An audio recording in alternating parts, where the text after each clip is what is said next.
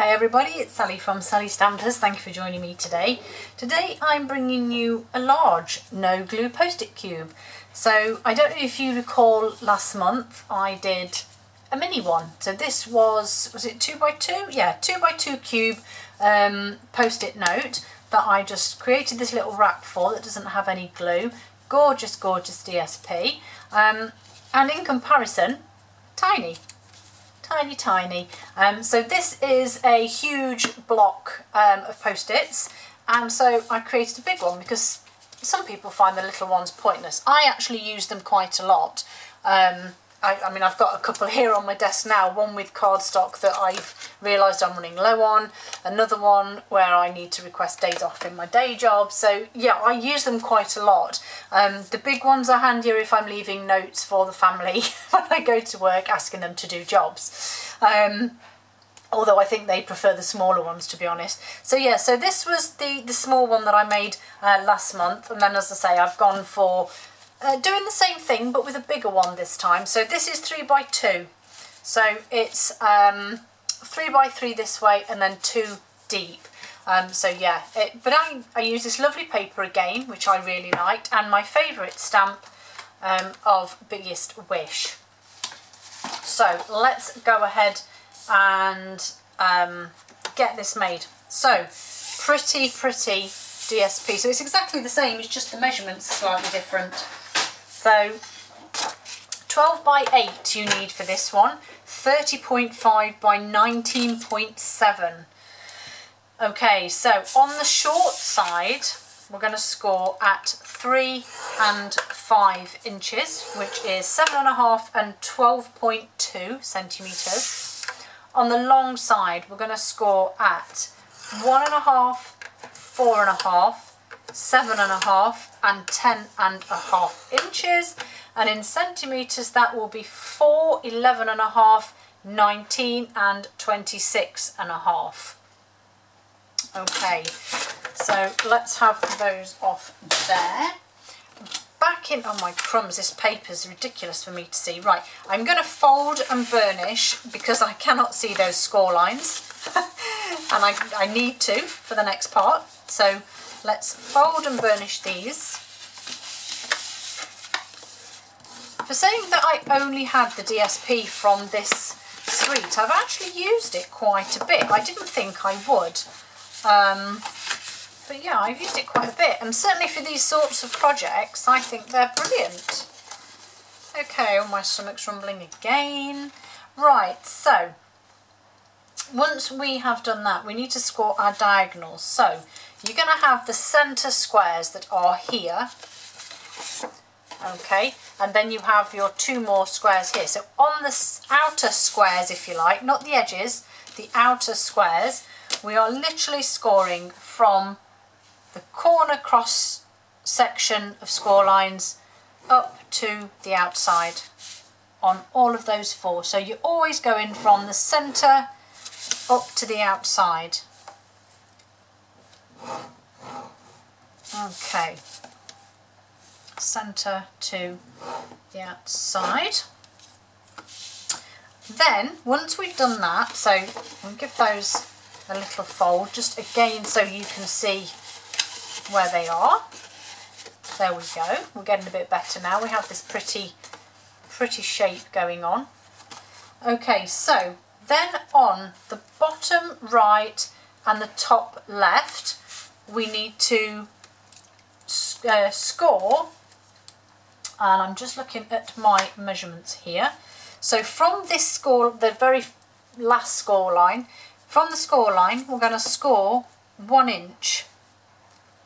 So I'm going to put a mark there and a mark there, and then score that line. And I'm going to do the same at the top here. So mark there and a mark there, and join that up. That doesn't even look level to me, but I'm going to go with my measuring. Okay, then we're going to do some cutting. So we need to cut away this bottom left corner. and we need to cut away the top right corner. Spin it round.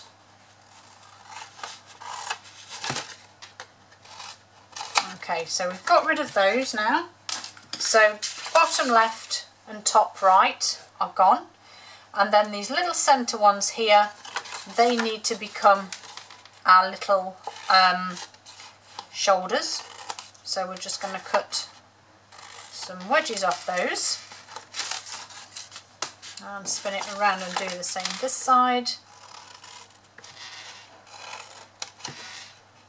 Create those wedges there.